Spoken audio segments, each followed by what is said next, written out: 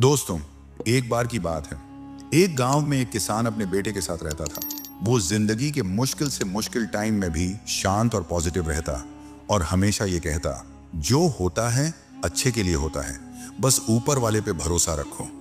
उसके पास एक घोड़ा भी था जिससे वो बहुत प्यार करता था और उसे अपने परिवार का सदस्य मानता था। एक दिन वो घोड़ा कहीं चला गया।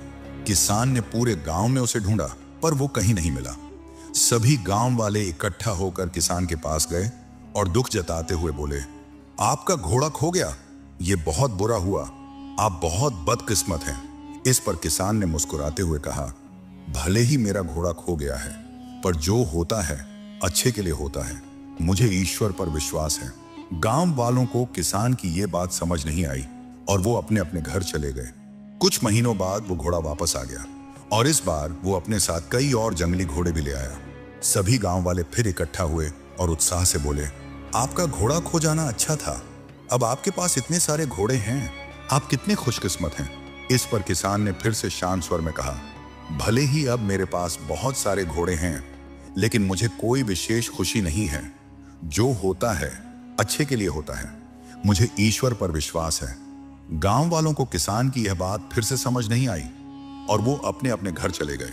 कुछ समय बाद किसान के बेटे ने घुड़सवारी सीखना शुरू किया, लेकिन एक दिन वो घोड़े से नीचे गिर गया और उसकी टांग टूट गई। सभी गांव वाले फिर इकट्ठा हुए और अफसोस जताते हुए बोले, शायद इतने सारे घोड़े मिलना अच्छा नहीं था।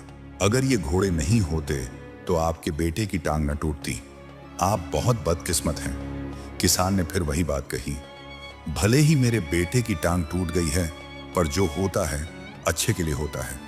मुझे ईश्वर पर विश्वास है। गांव वालों को किसान की ये बात फिर समझ नहीं आई और वो अपने अपने घर चले गए। कुछ समय बाद राज्य पर हमला हो गया। राजा की सेना कम पड़ने लगी, इसलिए सभी जवान लड़कों को सेना में भर्ती किया जाने लगा। लेकिन किसान का बेटा युद्ध में जाने से बच गया क्योंकि वह घायल था। सभी गांव वाले फिर इकट्ठा हुए और भावुक होकर बोले, आपका बेटा युद्ध में जाने से बच गया, आप कितने खुशकिस्मत हैं। पर हम सब बहुत दुखी हैं क्योंकि हमारे बेटे युद्ध में चले गए। हमें नहीं पता वो वापस आएंगे भी या नहीं। गांव वालों ने किसान से पूछा, हमने आपको जीवन के मुश्किल से मुश्किल वक्त में भी शांत और पॉजिटिव रहते देखा है, आप ऐसा कैसे कर लेते हैं। किसान मुस्कुराया और कहा, हमेशा खुश और पॉजिटिव रहने के लिए दो बातों को समझना जरूरी है। पहली बात, लोगों की बातों को ज्यादा ध्यान मत दो, क्योंकि उनकी बातों को ध्यान देने का मतलब है अपनी खुशियों की रिमोट कंट्रोल दूसरों के हाथों में देना। अगर लोग आपकी तारीफ करेंगे तो आप खुश हो जाएंगे और अगर बुराई करेंगे तो आपको गुस्सा आएगा। अगर आप लोगों की बातों पर ध्यान दोगे तो आपका दिमाग अशांत हो जाएगा और आप अपने जीवन के जरूरी कामों पर ध्यान नहीं दे पाओगे। दूसरी बात, कभी भी किसी बात को तुरंत अच्छा या बुरा मत कहो।